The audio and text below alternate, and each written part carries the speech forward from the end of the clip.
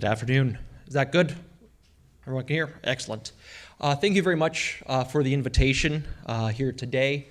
I don't have a legal disclosure slide, but I will say that I am not an official employee or officer of the Rare Disease Foundation. I'm simply a parent volunteer. But I am pleased to be joined by one of our founding board members, Bill McKellen, who is seated at the table with me. And he was very instrumental and key in starting up the first parent-to-parent resource network group. So thank you for joining us today.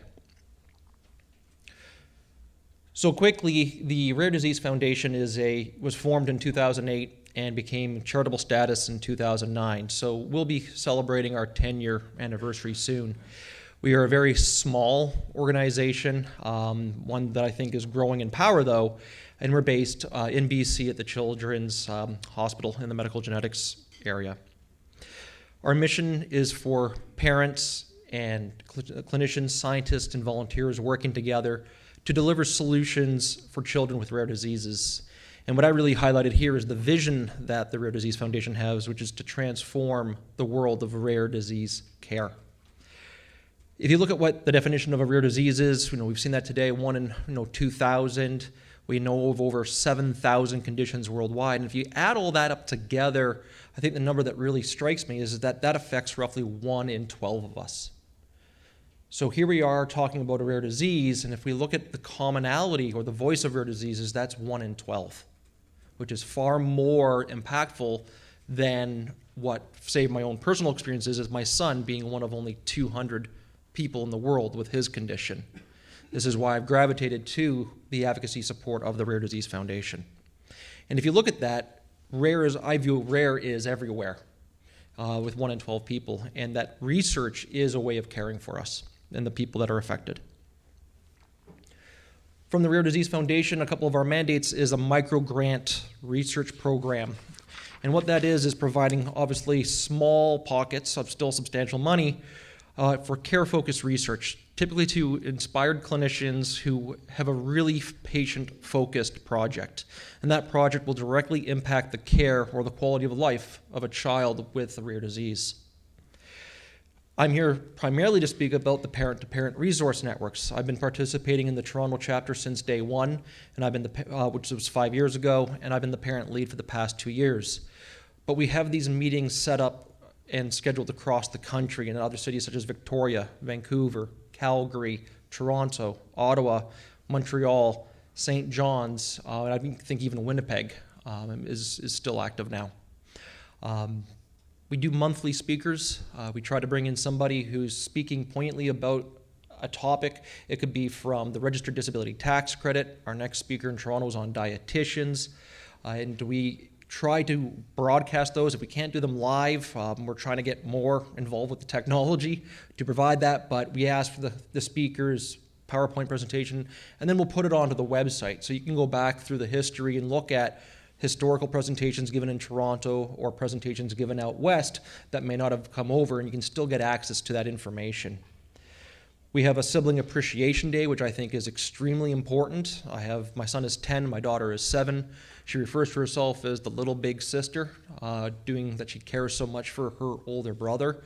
And it's something to be very aware of, which is the impact that a rare disease have not on the patient themselves, but the siblings that are also cohabitating that journey, not only with the parents, but with the child affected. We have the Rare Disease Day event, and for those who don't know, it's the last day of February, the 28th, except in a leap year, which is actually the rarest day of the year on February 29th. So we have our rare disease event to raise national awareness on that day.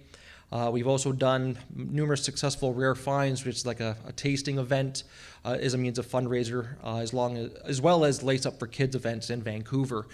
And the Rare Finds events have been successful in crossing the country, but these are some events that we're still working to grow and establish outside of the Vancouver core.